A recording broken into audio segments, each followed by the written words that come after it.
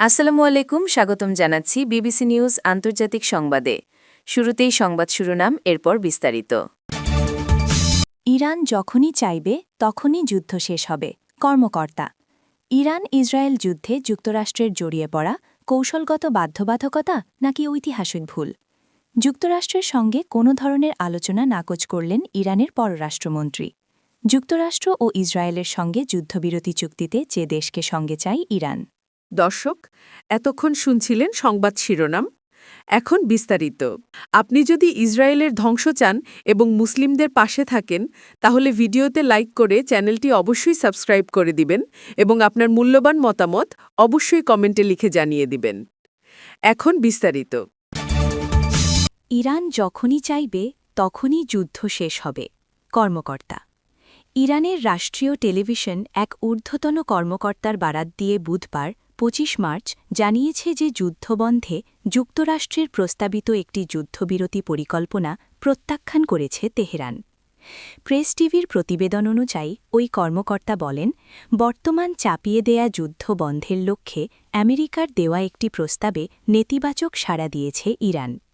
তিনি আরও যোগ করেন, এই যুদ্ধ তখনই শেষ হবে যখন ইরান তা শেষ করার সিদ্ধান্ত নেবে।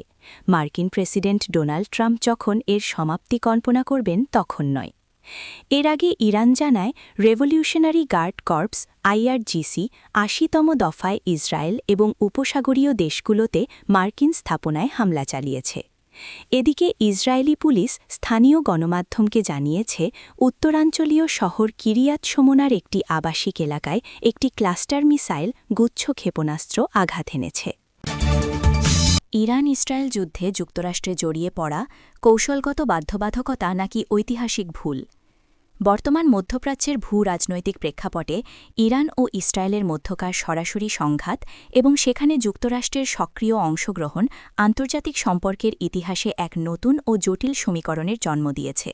এই ঘটনা প্রবাহকে কেবল একটি সামরিক পদক্ষেপ হিসেবে দেখার সুযোগ নেই, বরং এটি ওয়াশিংটনের দীর্ঘমেয়াদী পররাষ্ট্রনীতির এক অগ্নিপরীক্ষা।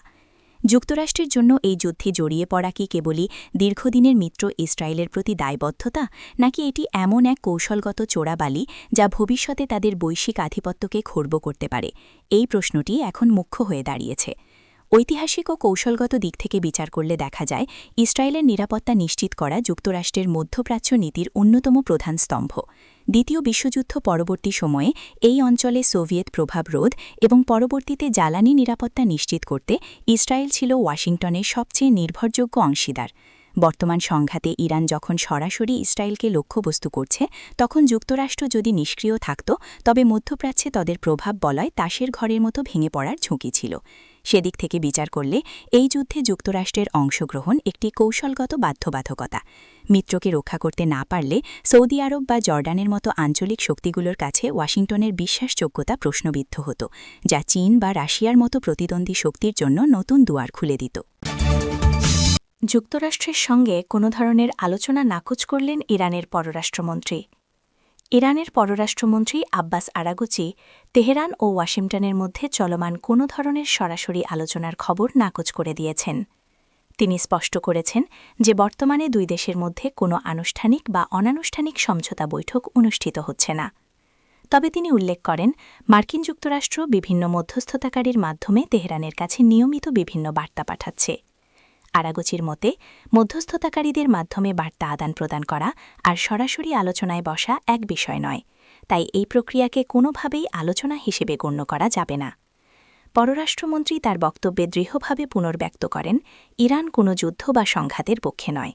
তেহরান বর্তমানে চলমান এই ভয়াবহ পরিস্থিতির একটি স্থায়ী ও কার্যকর অবসান চায়। তবে কেবল যুদ্ধবিরোধী ইরানের একমাত্র লক্ষ্য নয়। আরাগচি বলেন, এই যুদ্ধে যে ব্যাপক ক্ষতি ও ধ্বংসযোগ্য হয়েছে, তার জন্য ইরান যথাযথ ক্ষতিপূরণ দাবি করছে। তিনি ইঙ্গিত দেন, যে কোনো ভবিষ্যৎ রাজনৈতিক সমাধান বা চুক্তিতে অবশ্যই জবাবদিহিতা নিশ্চিত করতে হবে এবং ক্ষতিগ্রস্ত অবকাঠামো পুনর্গঠনের প্রতিশ্রুতি অন্তর্ভুক্ত থাকতে হবে। মূলত যুদ্ধের দায়ভার নিরূপণ এবং স্থায়ী শান্তির নিশ্চয়তা ছাড়া তেহরান কোনো প্রস্তাবে সায় দেবে না বলেই তার বক্তব্যে ফুটে উঠেছে।